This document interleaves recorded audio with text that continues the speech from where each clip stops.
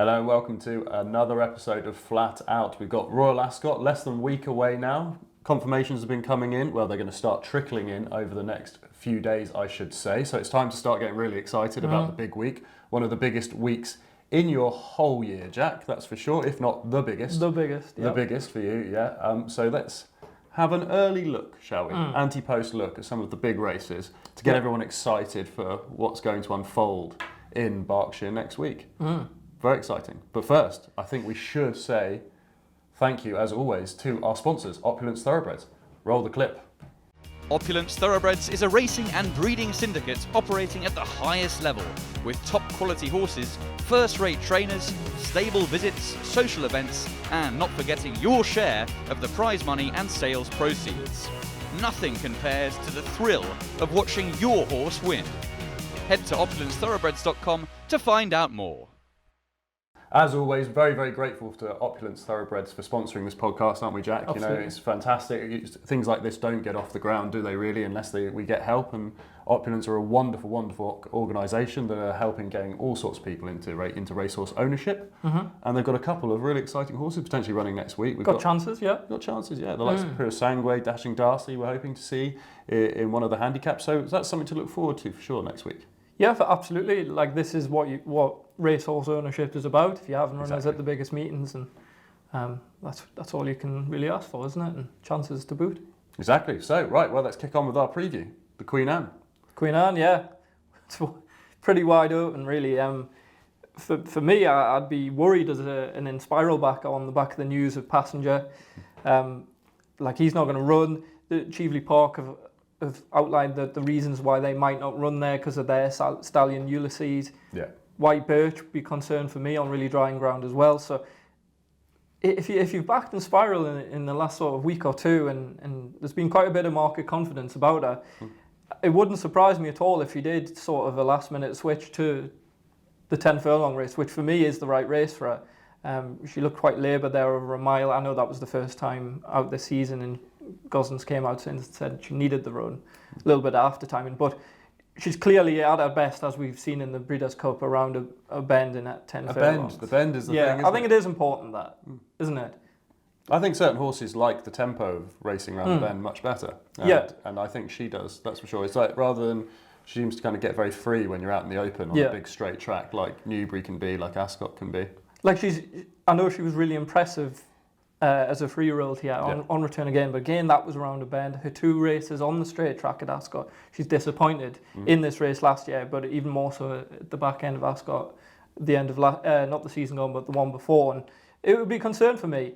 But you try and look a bit further down the betting here. Sharon, I think he's improving. I really like him. I think he did really well to nearly run down Audience. He clearly got a very easy lead last time in Newbury. So I think he's a horse that maybe you can sleep on. People are sleeping on a bit. Yeah, I just think if that probably should have been his day. I think at the minute, the one I'd kind of come down on is Factor Cheval. Agreed. He certainly didn't seem to have any problem winning last time on the drying ground, and that was sort of the question mark about him. Obviously, he's already acted on the track at the back end of last season, and I think he's really solid. He has sort of clipped in. He was around 7-1, 8-1 a few weeks ago, and he's probably just, with the way the market's reacted, 5-1 is probably a fair enough price. And then you're kind of looking at Kudwa, 15-2. Couldn't have him in terms of, that's a big jump, and he's sort of come in just on the back of that trial run. Yeah, it's a wide open race. I think I'd happily wait for the decks on that one. Totally agree. Kicking on to St James's Palace Stakes, we've got Notable Speech at the top of the market. We've got a kind of a rematch between himself and Rosalien from Newmarket. Plenty of people I've seen this week making the case that Rosalien can, overcome and change the form around. You're not so sure? I'm not so sure. Personally, I think Notable Speech will actually increase the gap. And Rosalien would have been fairly revved for Newmarket. Yeah. He's then got his way in the Irish Guineas again, but he would have been, that's 2 hard races. Yeah. Notable Speech obviously skipped Ireland. He's going to come here, fresh horse. I mean, he was so impressive at Newmarket. I mean, you talk about City of Troy being the best 3-year-old colt. I think this lad was even more impressive in what he's done, and he could take another step forward here. But I think maybe certainly not between us, but a forgotten horse among others could be Henry Longfellow. He obviously went the French route. He's around a general 5-1, 11-2, and I think if kind of I was forced for a bet at the minute, I think he's a filthy each way betting off. And we was talking sort of at the start of our series this year that I was kind of saying Henry Longfellow could. Well, we were both agreeing that he could be, their best horse. Yeah. And I certainly wouldn't give up on him just after a tactical race where he got no kind of run in France the last day, did he? Definitely. It looks like a clash at the top of the market for me. The three at the top look very, very strong. I have to say, I still think the case you can make for Rosalien maybe being a bit too big at 11-4, playing 6-2. So 6-2, 6-4, of course. Yeah. I think the main kind of angle you have is that you've seen a lot of favourites being held up around Ascot can get into trouble on that rail. You're going to need a little bit of luck. I think Rosalien will probably be ridden a lot more forward in the race. Probably get that first go, and he's a very, very classy horse. I can see him hanging on in that scenario. So I think there may be a little bit too much between the prices potentially, only a shade, but I wouldn't be having a bet, to be perfectly honest. I think that the prices look near enough accurate. Okay, I think that's a fair enough point. You look at the trouble that Maljum had 2 years ago, didn't you? Caribus was another one. He only just fell in, didn't he? Yeah. But again, you being drawn in one, this race is a massive draw race, so you have to wait and see. Yeah. If Notable Speech was drawn one, for example, that would be a tricky place, a tricky ride for Buick. Yeah, a horse I wouldn't give up on either. I can see running a big race, certainly on the back of his Guineas run. I think this track will suit a lot better. It's Al Yanabi. Yeah. Big horse.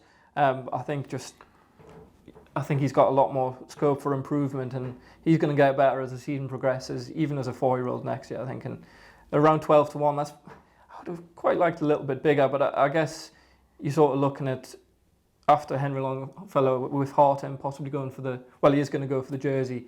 He probably is. That's just kind of been a reaction to that. So I certainly wouldn't give up on him, and I could see him running a big race. Fantastic. We're going to kick on a bit past Coventry, aren't we? Because we'll get round to those races at the weekend when we do. Yeah, 2-year-old races is just. It's very, very difficult at this stage when we don't have information about the draw or even what races these horses are going for, because they're all in all sorts of different races, aren't they? It's a very hard picture to make much sense of at this stage. So kicking on to what used to be called the King Stands, now is the King Charles III Stakes. Jack. Yeah. Do you like Big Evs? Very similar profile to last year's winner, Bradsell. Grand horse. I think he's there to be taken on. He was fairly weak enough and to be beaten, and look, he's come back and he's won his reappearance at York, and fairly good style as well. He's going to come on a ton for that. You thought so? Solid enough. It wouldn't appeal to me at around 7-2. I'd be looking at the likes of Asfura, I think, will come on. I was at Haydock on Saturday. Believing was really impressive in the teeth of a headwind, and she's gone away to win really easily. Yeah. I think that can be marked up, that performance. She's been kind of tipped up by more prominent tipsters this week. Tony Calvin, I think, just earlier today. So that 16-1's all gone now. Around 12s, I think she'll probably go off 6-7 on the day. So 12s is probably fair enough. We both really like Twilight Calls. I think he's one that's possibly going under the radar. Henry Candy's yet to have a winner this year. He's in the doldrums a bit. This horse obviously was second in the race 2 years ago. I think he was 4th or 5th last year. Loves the track. It's tailor-made for him. Likes to come into these races fresh. He does, yeah. They skipped the Temple Stakes this year, which was usually what they would go to in between. It is. And so he's coming into this a little bit more fresh. And he's in better form. That Newmarket run, he just got a little bit detached early on, and he's another half furlong he would have won. And he's probably half the price in here. So hopefully we dust a little bit of those cobwebs off him a bit. And yes. Yeah. For the moment, though, I'd probably just wait till next week. You see the draw, see the pace. I don't think the odds on this race particularly, nothing's going to come out. Now, Believing would be the last one to kind of shake up the market. Yeah. Best to wait for the weekend, and once you get proper confirmations and decks.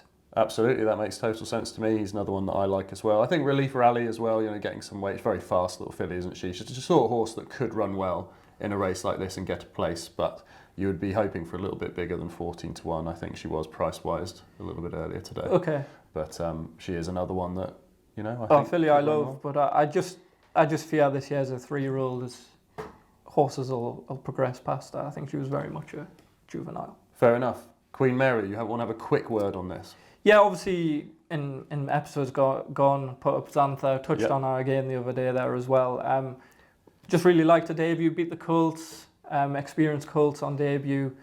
I probably would have liked to see her run again. I thought maybe she might have turned up at Beverley just to get a second run. I think it's really important for these juveniles. Just to get that know-how and toughness, really. It's one thing William Haggis always used to say, all his juvenile runs are proven.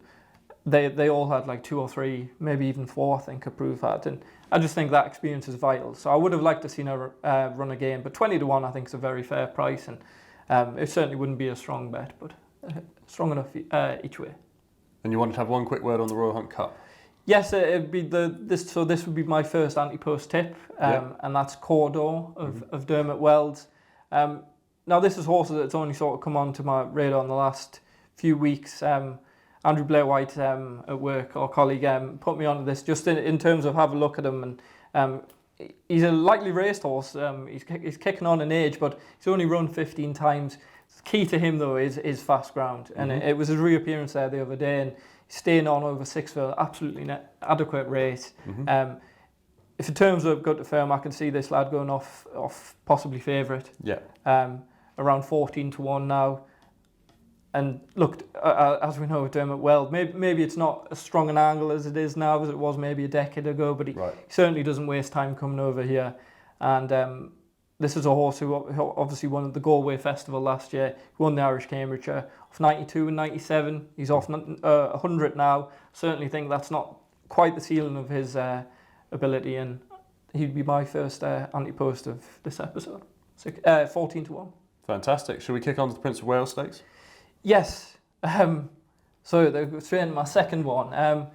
So I think we should probably just address the top of the market. We should. As we know, a passenger had an infection. He's going to possibly go Coral Eclipse. I'd say they'll probably just wait and maybe go Sky Bet, York Stakes, and then Juddmonte will be his target.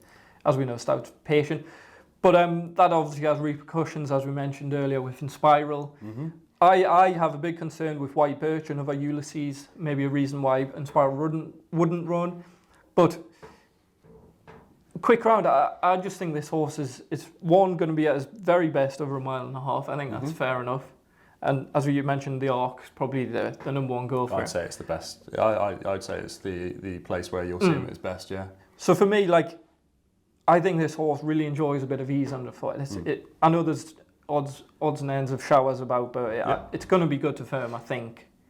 Yeah, it could go either way with the weather. You'd have to have sort of. I'm going off the proviso it's going to be good to firm at this moment.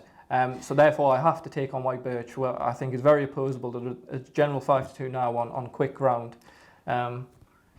Well, I disagree. It's a good way for you to come in now. So he's out of a Dutch Art mare, and there's plenty of quick ground in that side of his family. The Derby last year was just an unbelievably quick surface by British standards nowadays, and for me it was the track and him mucking about really. When he let himself down absolutely fine in the straight there and motored and made a lot of ground to finish. I think was it 3rd or 4th in the end. I think he got 3rd off Spreewell in the end.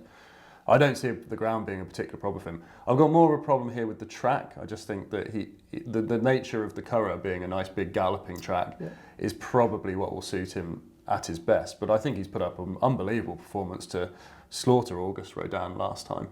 I think that there's clearly a lot of ability on what the ground would be at the Curragh there. I don't think he needs it bottomless or anything, and I think he's shown in the past that he could well do similar things on quick ground. So I'm not entirely sure that it's necessary personally, but I think probably given the nature of the track, that's the only thing that would put me off, because when I'm seeing him getting into top gear, I think he wants a few furlongs to get going, and the nature of the Curragh allows that a bit more than at Ascot, where you have to swing around quite a tight right hand bend. You kind of go around that bend and then it's a sprint from the two, and that's just not going to suit him either. It's going to suit more August Rodin to me, and so I do, as much as I want to be with White Birch, I think I'd rather be having another little nibble on him for the Arc, to be honest. Fair enough. Do you not think Auguste Rodin's opposable as well?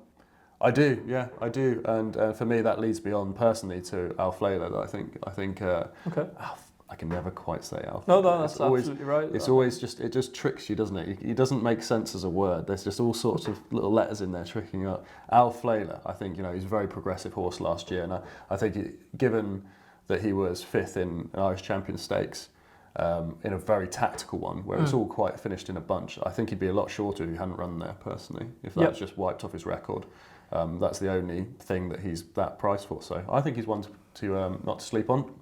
You, however, are looking at a filly. Well, just a quick sentence on Alflela. I think it would be a huge training performance to get him from Leopardstown to here to win. Absolutely could see him running a big race in a place. So, but yeah, I'm gonna.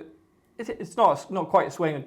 I think this filly, Blue Rose Sen, is overpriced here at 20-1. This is another Antepost bet, is it not? It is, yes. So this would be my second. I just think a 20-1. It's a general 16, so let's go off 16. There is a standout 20 to about if people can get it. But I just think this is the potential springer in the market once we get confirmations on Thursday. Yeah. So there's going to be time yet before the market moves over the next day.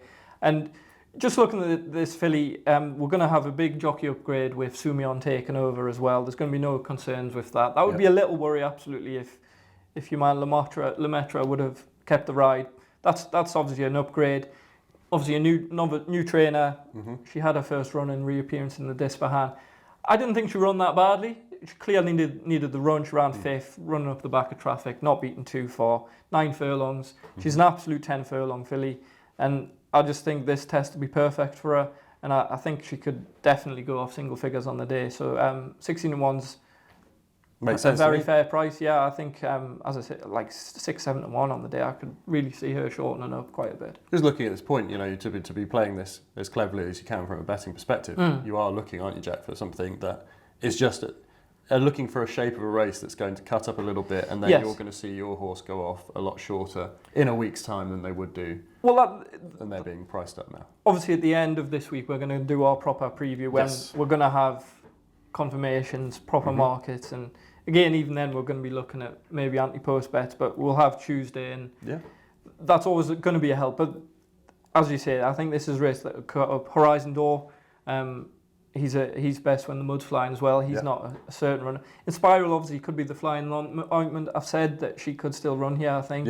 But I just think obviously Luxembourg probably won't run. Zavria possibly not. And then you're looking in behind, it could be 7 or 8 runners, and just naturally she's going to shorten. So if you can get 20s, that's absolutely outstanding. But 16s is still very fair. We're going to get past the Windsor Castle, the Norfolk, and we're on to the Ascot Gold Cup. Now, do you want to start on this one before we kick on to me? Just set the race up for us. Fair enough. Kyprios, very solid. He's since his injury, obviously, he's been on the build-up. And to be fair, he's not been far away from back to his best. I know he was beaten by Trawlerman, but that was still a huge run. He's come back this season and was unbeaten in egg and spoon races, let's be honest. It's been in races that's not going to test him. And I honestly think this could be one of the races of the week. So all the big stayers are going to turn up. Horses that have had their preps as well. There's kind of been no negativity. Vauban, Gregory, who we'll get on in a second. Sweet William, Keys Chorister. It's one of the races I'm most looking forward to.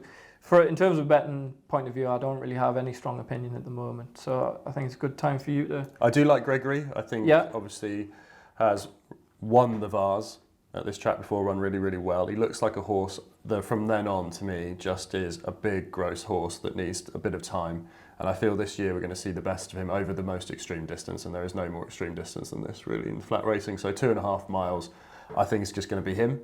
I just feel like this is going to be his big day by Golden Horn. As I said, he went on to run pretty well in the St. Leger, again looking like he needed a little bit further. Again, last time he looked to kind of get outpaced a bit by quicker stayers and then stayed on again nearer the end. He was fighting back all the way to the line.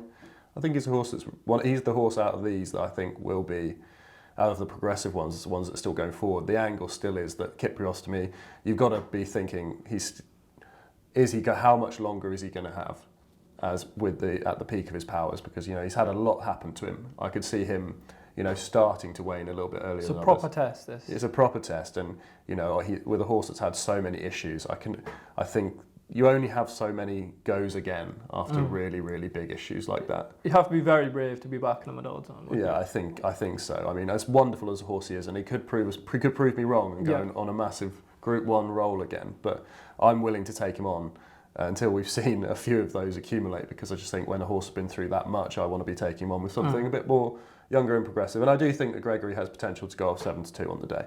So I do think that it's not one of those ones that's just might as well wait. You could take the 6-1, you could wait, but I'll take a little bit of the sixes. It's the one bet that to me this week I want to have. I think it's going to be his day, and you're going to have James Doyle in the saddle. I think it's going to be a big ride for him. with his new retainer, with what is the coming force. Yeah, I mean, buying horses in every race at this rate, aren't they?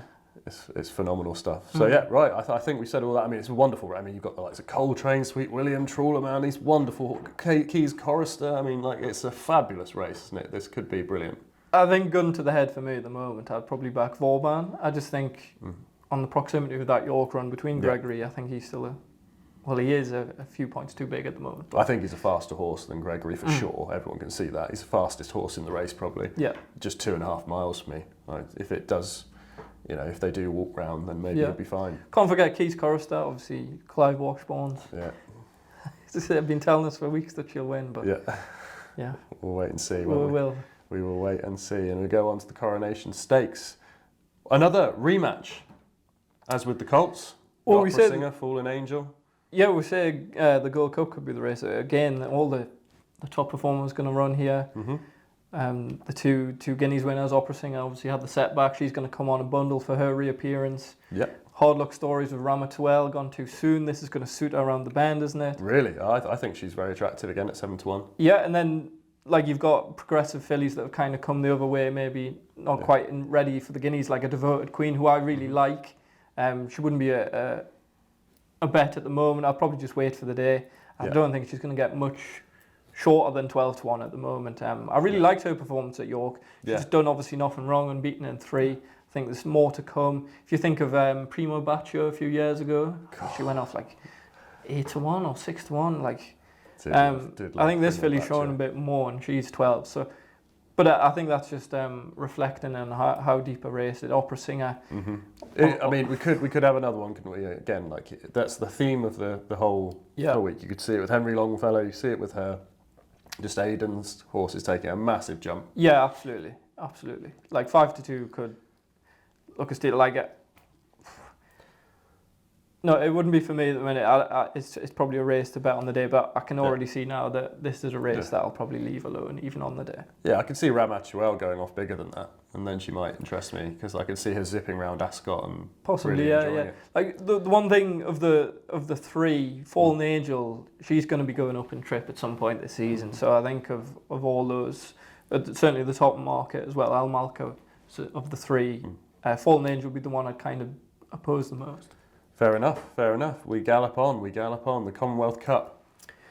Again, I've been going round the circles in this race, and I just can't really come down on anything at the moment. Yeah.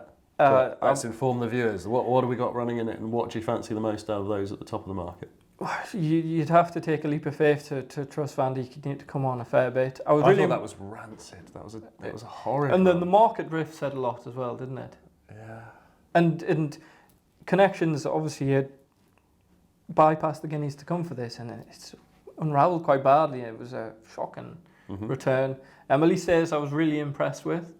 The thing about this horse, I think he is a bit of a hype horse, and obviously you're disappointed as the season progressed last year. Yeah, so people are going to be a little bit.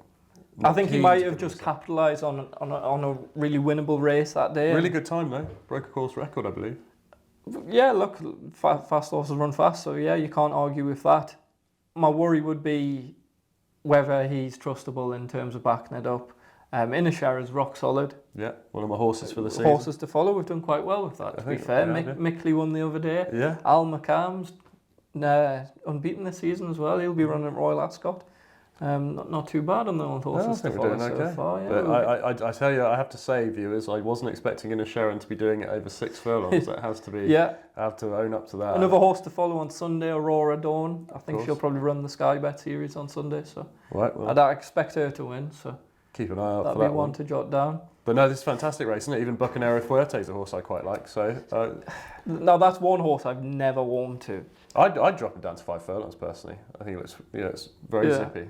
I think his big horse would be interesting getting all the weight in the King Charles III or whatever we call it now. You've just got to call it the King Stand for everyone, don't you? Yeah, everyone knows. Otherwise, it's too confusing. Yeah, I just saw won the trial, but it's a huge step up to come back. Yeah.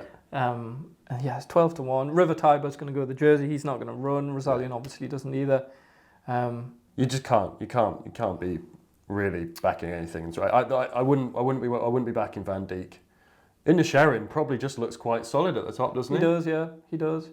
Not Point of Blue, Kind of Blue, the Fancho horse. Beat Yorananda, Donny there. Possibly won't run here. It'd be a big ask to go from there after 2 starts. But you've got no idea how long I waited for Ananda to run. You know, I think she might have just bumped into a rocket. The longest standing tracker horse I had. Yeah. All in all, it's such an open race, as you say, in a Sharon. But again, I think this is a race. I think even getting to the day, I'm not going to have a strong opinion, and that's absolutely fine. You don't have to have a bet. It's going to be a fantastic race to watch anyway, to see what happens, because I can see anything happening. Right, on to the Saturday. Yeah. Some people don't love the Saturday. We've got some good racing though. Oh, I love the Saturday. You love the Saturday? Yeah. Really do. One of your favourite days? What's your favourite Ascot day? As I mentioned in the past, Wokingham was my favourite race day. This is my favourite race day of the whole Flatsies. It's the Saturday? Yeah. Because everyone loves the Tuesday, don't they? Everyone loves the Tuesday. Yeah, but that's just the anticipation. Like, Cheltenham Tuesday is the best. But Royal Ascot Tuesday, I think, is just like, it's okay. First 2 days are the worst 2 days for me. Really? I mean, there's a lot of very good Group 1s on the Tuesday. No, I know, but in terms of, it's the handicaps I think everyone likes to get stuck into, isn't it? Like, well, we're not going to get stuck into handicaps. Do you want to have you got anything? Well, we'll start with the Jubilee, the £1 million on offer. Mitboy is very solid. I think if one at a price, and I'm not going to put it up as a tip, but I can see her leaving behind her reappearance, and that's Swing Along at York. I think she was quite easy to back on the day as well, and that run, it was probably just a prep for this. Yeah. She ran really well to finish 3rd in the Commonwealth last year. She's quite versatile in regards to the ground. If there is any showers, if it came a gut soft, wouldn't have a worry at all.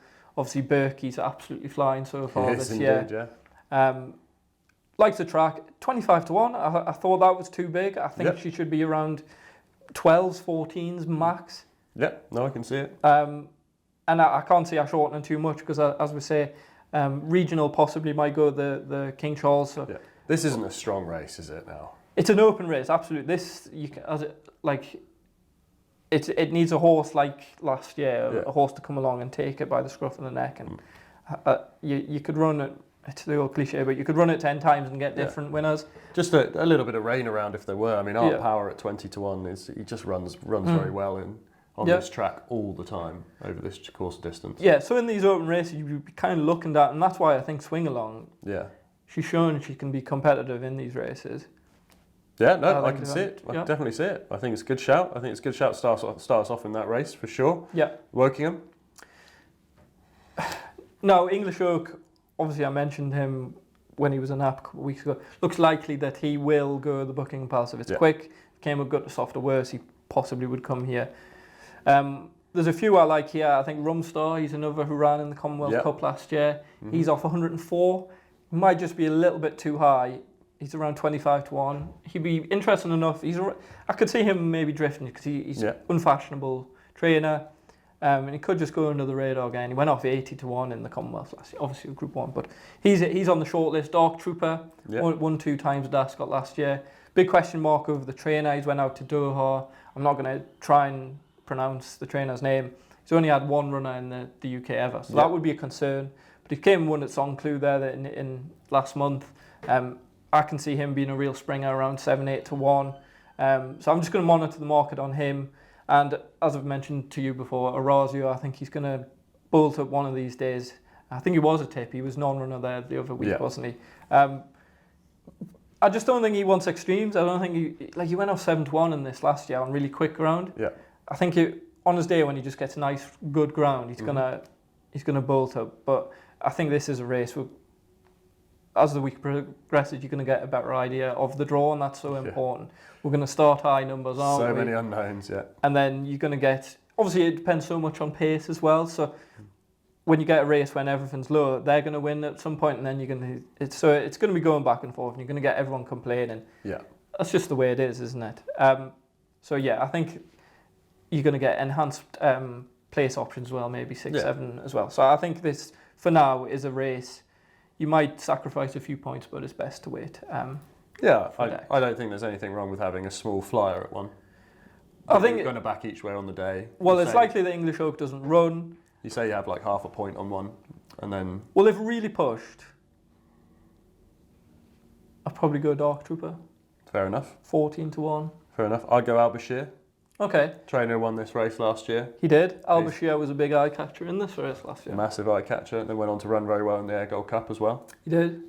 He's run really well in the all-weather this year. Gone up. He's basically about 110 on the all-weather now. He really improved on the all-weather. He can run off a mark about 100. Yeah, I was just about to say that.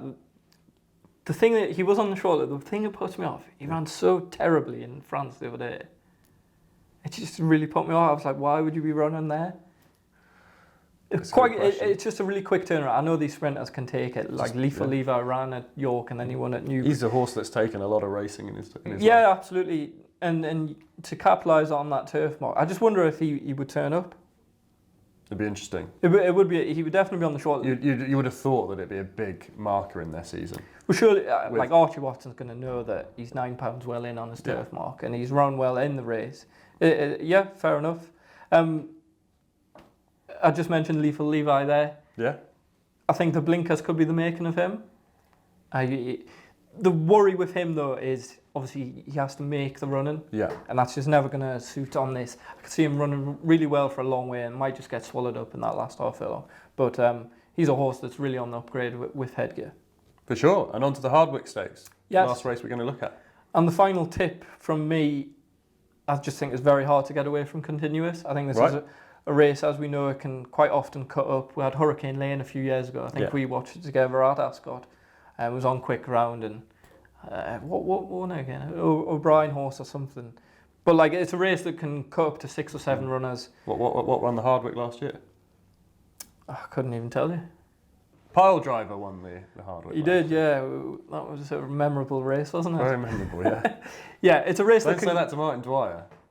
Look, Martin didn't ride in there, so you won't remember that race either.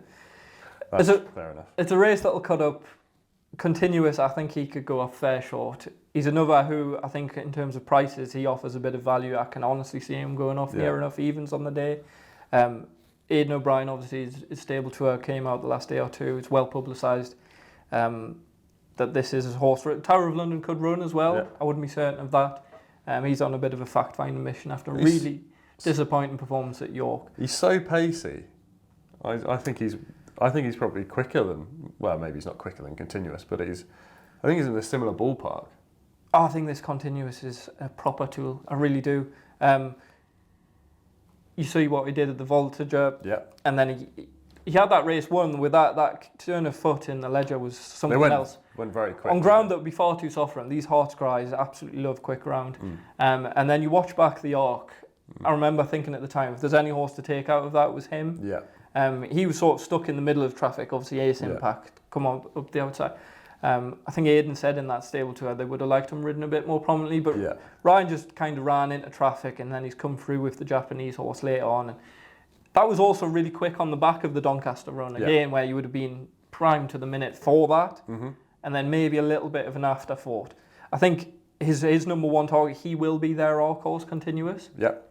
Like after we're recording this, I might even have a look at the Arc for him. Well, if you can get it up for us now, while I'll finish my case on continuous. You carry on. Generally 3 to 1.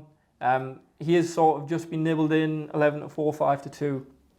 But as I say, I just think he's the one that's going to come in. Middle Earth, it was a really good run at Newbury. It wasn't a great pace. So I think that can be marked as well. I just think he's a horse that's probably going to be at his best maybe over a little bit further. Yeah. Mile 6, Irish St. Ledger or something could be his race.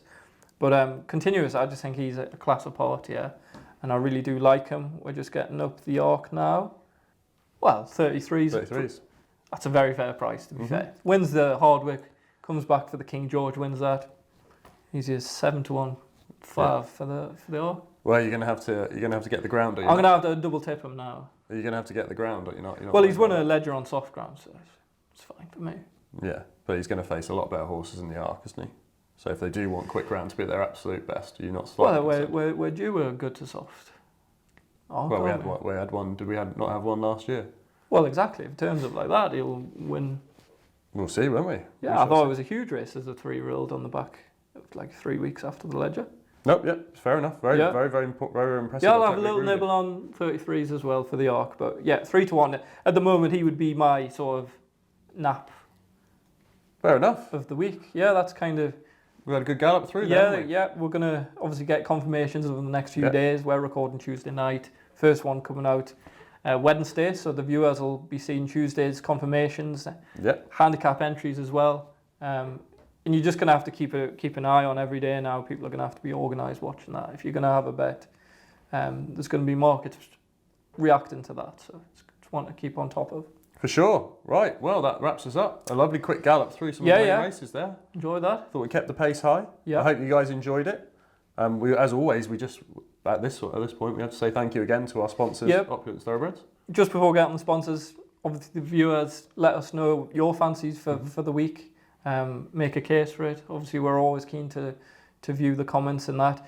We had a comment of what we're actually looking at here on the screen. It's literally just Racing Post and Odds Checker. Yeah. Nothing too exciting at all. Nothing too exciting. But yeah, going on to our Football sponsors. season's over. Football season's over, so we don't have. Well, we've got the Euro starting. Who wins, Joey? Quickly.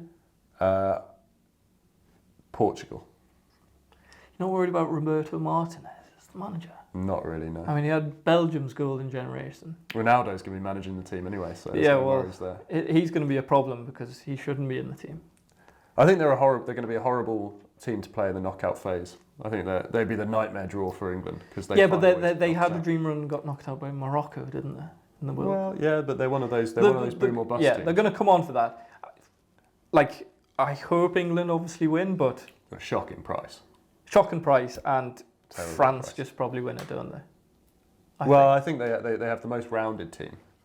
But I think England have more chance of beating a team like France. I don't like teams like Portugal that will drag us into the trenches and will counter-attack. I think a dark horse could be the Netherlands. Netherlands, I was saying this a week, 20-1. They look like wildly overpriced. Not win, but but they're about to lay, aren't they? Like, that's a fair point. If you're into that sort of thing, you've got every chance that they'll get to a decent place in the knockouts, and then. I haven't quite had a good look at the bets. I'll be doing that over the next few days. Maybe we could share that with you guys, because Jack takes his football tournament betting very, very seriously. Very seriously.